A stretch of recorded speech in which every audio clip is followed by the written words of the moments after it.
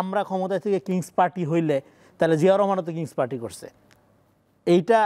এটা খুবই বালখিল্য সুলভ একটা যুক্তি। জিয়া রহমান ক্ষমতায় আসছেন ছাত্র জনতার, এটা কি বলে, সিপাহী জনতার বিপ্লবের মধ্য দিয়ে, আর এটা কোনো বিপ্লব হয়নি, এটা হয়েছে কি অভ্যুত্থান। বিএনপির সাথে ঐক্য বা এই ঘরানার সাথে মধ্যপন্থার সাথে ঐক্য ছিন্ন করে তারা আওয়ামী লীগের সাথে গেল, গিয়ে আওয়ামী লীগকে ক্ষমতায় আনলো।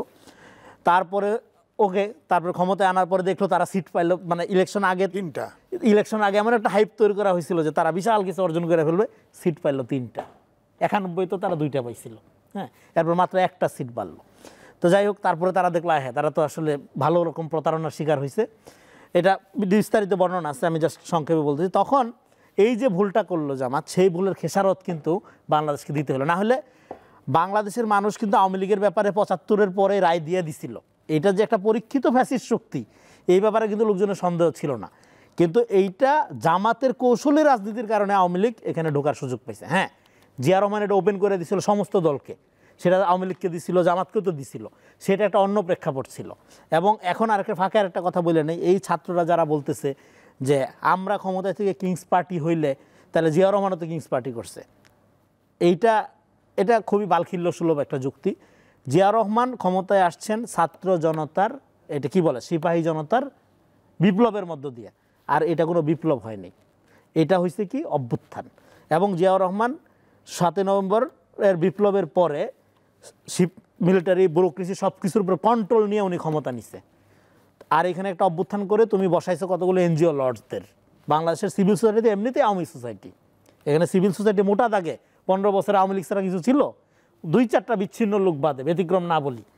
তো আপনার সেখানে আওয়ামী মানে এরকম একটা সুশীল গভর্নমেন্ট করে তারপর তুমি তার কাছ থেকে আওয়ামী লীগের বিরুদ্ধে একটা সুষ্ঠু বিচার, তারপরে দ্রুত সংস্কার, হাবিজাবি, এগুলো আশা করাই তো আমি মনে করি ঠিক হয়নি। তো ফলে এই সরকার আমাদের যেমন সম্মিলিত সরকার, আমি আবার বলবো অ্যাট দ্য সেম টাইম এটা আমাদের সম্মিলিত ব্যর্থতারও সরকার, যদি সরকার ব্যর্থ হয়। মানে এখনও পর্যন্ত তো সফল হওয়ার লক্ষণ কিছু দেখতেছি না। তো এটা একটা মাঝখানে বলে নিলাম। তাহলে আপনার যে পয়েন্টে আসবো, তাহলে জামাত ইসলামের ক্ষেত্রে এটা ঘটল কি 96-এ তারা এই কাজটা করলো। তারপরে এই আওয়ামী লীগ, তারপরে যাই হোক আবার তারা ক্ষমতায় আসলো 2001-এ, 6-এর পরে হ্যাঁ আবার ঝামেলা হইলো। ঝামেলা হওয়ার মধ্যে দিয়ে তারপরে আমরা জানি যে ফখরুদ্দিন মঈনুদ্দিনের সরকারের যে এনভায়রনমেন্ট তৈরি হইলো, সেখানে কামরুজ্জামান লিখতেছে সেখানে কিন্তু বিএনপির পজিশন ছিল যে এইভাবে তড়িঘড়ি করে একটা ইলেকশনে না যাওয়া। সেখানে জামাত ইসলাম বরং তখন আবার খপ্পরে পড়লো, জামাত ইসলাম এজেন্সির খপ্পরে পড়লো, কামরুজ্জামানের বইয়ে স্পষ্ট বর্ণনা আছে। তারা বিএনপিকে এমন একটা আপনার দিল যে আপনি নির্বাচনে যান বা না যান, আমরা নির্বাচনে চলে যাব। তখন তড়িঘড়ি করে, অনেকের হয়তো মনে আছে, খালেদা জিয়া পুরো টানা সারা বাংলাদেশ সফর করলো, সফর করার মধ্য দিয়ে রেজাল্ট হলো, সিট হলো 30টা। এই বাংলাদেশে আনুষ্ঠানিকভাবে আওয়ামী ফ্যাসিবাদের উত্থান। আওয়ামী ফ্যাসিবাদ কিন্তু এটা প্রজেক্টেড 9/11 ফখরুদ্দিন মঈনুদ্দিনের গভর্নমেন্ট, ওইখানে আপনার সেনাকু, ওইটা যদি আপনি ভালো করে ফখরুদ্দিন মঈনুদ্দিন সরকারটা স্টাডি করি, তাহলে এই আওয়ামী ফ্যাসিবাদের লম্বা প্রজেকশনের অংশ।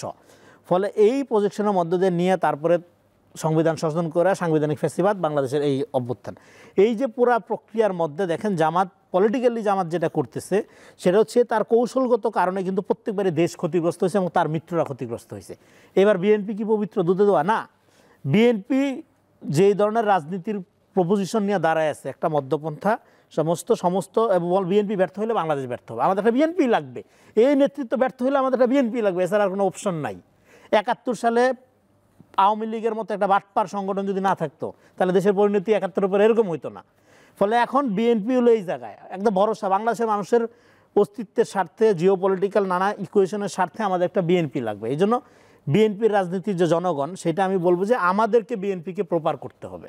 এবং বিএনপির অনেক ব্যর্থতা আছে, কিন্তু এখন আমাদের বুঝতে হবে যে এই বিএনপির ব্যর্থতা এবং এই জামাতের ব্যর্থতা, এখন জামাত বিএনপির এই যে নানা জনের দোষ খুঁজে বের করতেছে, তাদের অনৈক্যটা যেটা করবে গভীরভাবে এখানে ফ্যাসিবাদী শক্তিকে, দেশি এবং পার্শ্ববর্তী বিদেশি শক্তিকে শক্তিশালী করবে। তো বিএনপির দিক থেকে কী ব্যর্থতা? বিএনপির দিক থেকে মোটা দাগে 1 নম্বর ব্যর্থতা হইল বিএনপি যে রাজনীতিটা করে এইটা জনগণকে বুঝাইতে পারেনি। বিএনপিকে সবসময় মাপা হয়েছে আওয়ামী লীগের লেন্স দিয়া। আওয়ামী লীগ একটা ফ্যাসিস্ট সংগঠন, মাসেল পাওয়ারে বিশ্বাসী। আর বিএনপিরে বলে না গান্ধীবাদী, হ্যাঁ ঈদের পরে আন্দোলন হবে, হ্যাঁ বিএনপি এই রাজনীতি করে।